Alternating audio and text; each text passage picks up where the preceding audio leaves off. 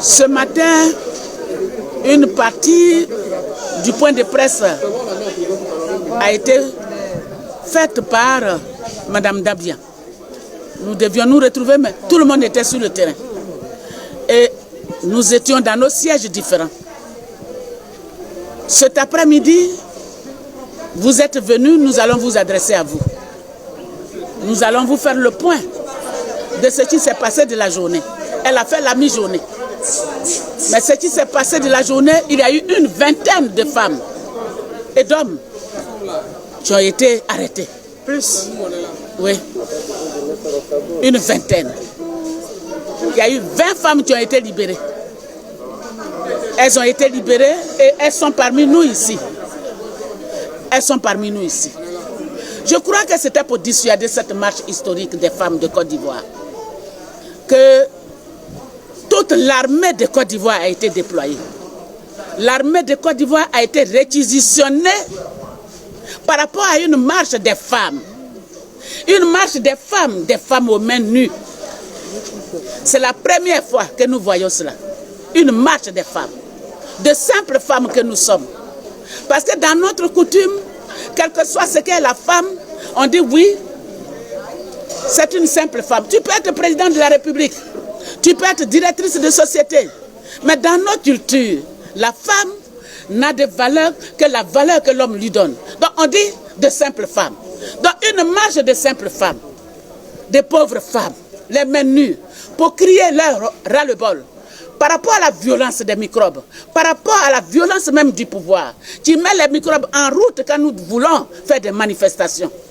Nous avons vu ce qui a été déployé comme armée. L'armée tout entière a été réquisitionnée. C'est étonnant.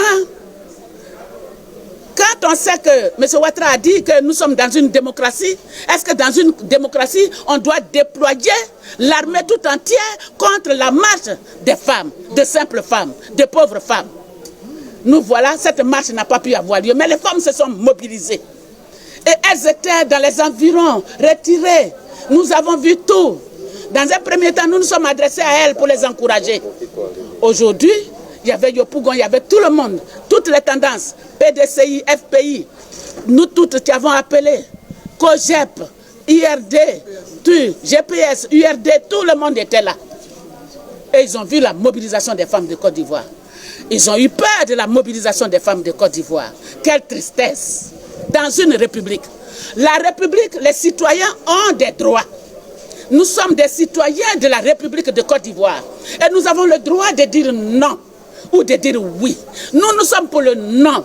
Parce que nous trouvons que le troisième mandat de M. Ouattara est anticonstitutionnel. Son troisième mandat est inconstitutionnel. Et nous ne l'acceptons pas. Nous avons le droit de dire non.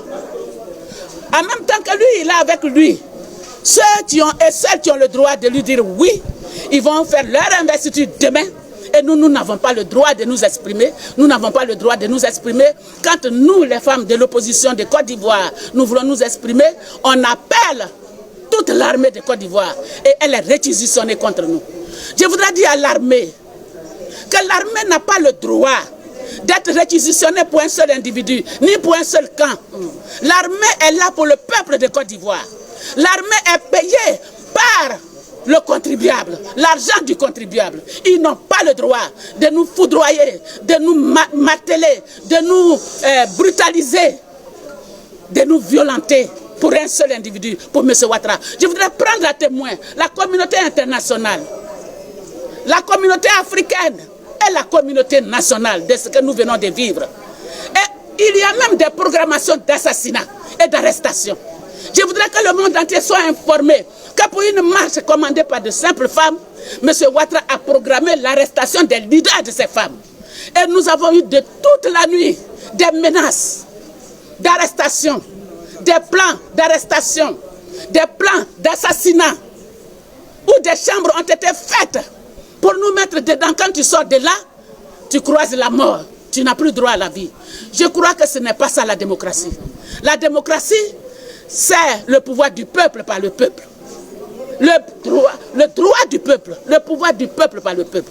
Et M. Ouattara, il est venu, il a dit qu'il emporte la démocratie. Mais il fallait s'y attendre, il est venu avec la démocratie des armes. Donc c'est ça qui continue. Nous voulons dire à M. Ouattara que nous continuerons notre mobilisation contre son mandat de la même façon que ses camarades, son clan est content de lui faire une investiture demain au stade Houphouët-Boigny. Et eux, ils nous interdisent de manifester une simple marche. Nous continuerons de réfléchir, nous continuerons de marcher. Parce que nous aussi, nous allons nous mobiliser. Nous avons besoin de ce que Laurent Gbagbo rentre en Côte d'Ivoire. Nous avons besoin de ce que Laurent Gbagbo ait son passeport diplomatique, comme M. Gbagbo, le président Gbagbo l'a fait hier pour M. Ouattara et pour sa mère. Il doit nous le rendre. La stratégie, c'est que nous allons réfléchir.